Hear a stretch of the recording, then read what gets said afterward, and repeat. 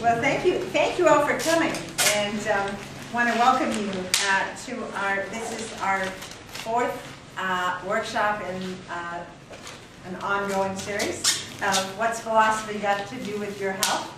And so I want to welcome you again to Doctor, Tell Me What to Do, and whether that's even possible.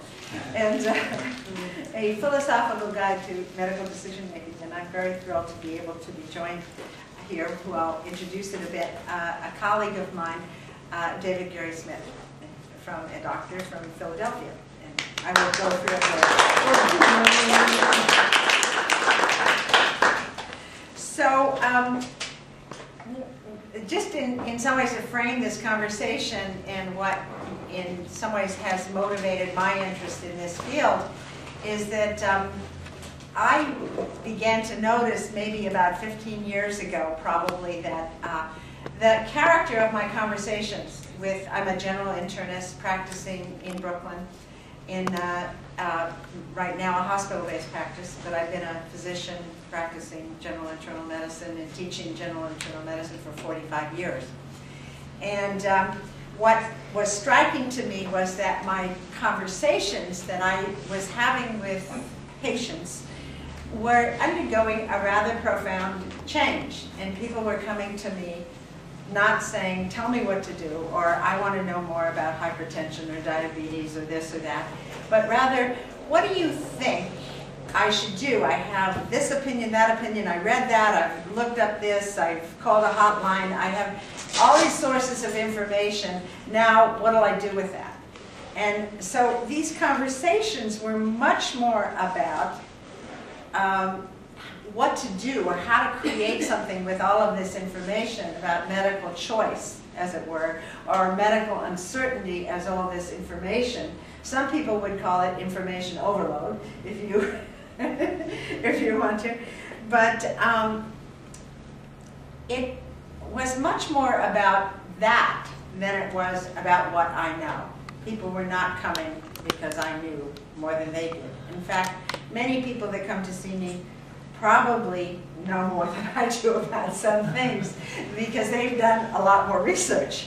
You're laughing at this patient back there that does research. And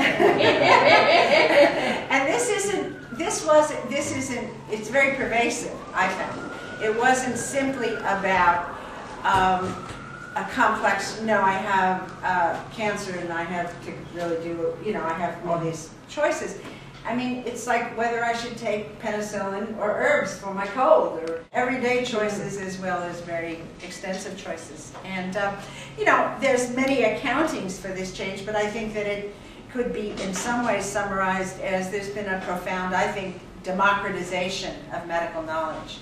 Through the, cyberspace, people have been able to access the full range of medical information that physicians or other provider caregivers have access to as well. And it's not just looking it up on the internet. I mean, I'm confessing that I prefer to read most medical journal articles in the New York Times these days because it's out sooner, it comes out before the article does. They give a better coverage. The Wall Street Journal is much earlier than the New York Times. Oh, okay. But that's it. And then, there's just enormous possibilities for people through self-help groups. You call your hotline, the leukemia hotline, and they give the people that are working there have very sophisticated access to all the different treatment approaches. So I think that's the patient rights movement or empowerment movement has had a profound impact on this as well. And what, though, in some ways this has meant is a much better informed patient. And it might look different than in inner city Brooklyn or, middle class Brooklyn Heights, but it's very similar in terms of people are more informed and they come in and they want to know what to do with all of that. And added to this mix, though, is as you're kind of exposed to the information, you're also exposed to all the contradictions and all the conflicts and all the, quotes, uncertainty of medical science. And it's extensive. And from whether you should have a mammogram, which is like, up for grabs right now, whether you should have this radiological study or that radiological study, and when you do get them, they're never normal. I mean, I never get a normal CAT scan, for example. It's always got this little equivocation, that little equivocation, then you should have that study. So that's kind of what the consumers, as well as physicians, are sort of confronted with at this point. And what do people do in the face of that? Well, a lot of what seems to me, if you read the articles or talk to me, it's sort of like you choose. Okay, consumer, you have all this information, you just choose. And I think, I believe in radical democracy. And I think that patients, an empowered patient, should have that right to choose. And I don't think, though, as a professional, that I should opt out and just say, you choose. I mean, people come to you, because they value your opinion, they want to know what you think. And so that kind of creating a choice is something that I feel very obligated to do and want to do in the face of the extreme uncertainty and the extreme amount of information and the extreme pain that people are often in. And so how do we do that? Because I don't think that,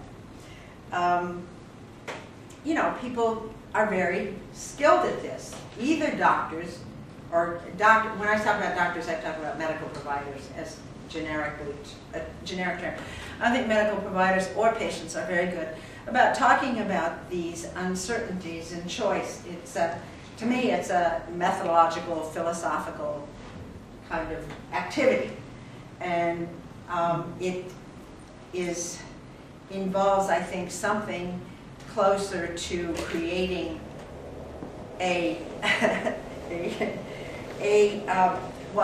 creating a conversation, and a conversation where people with many different skills, capacities, knowledge, not just of medical science, but of themselves, can come together and say, let's create a decision today.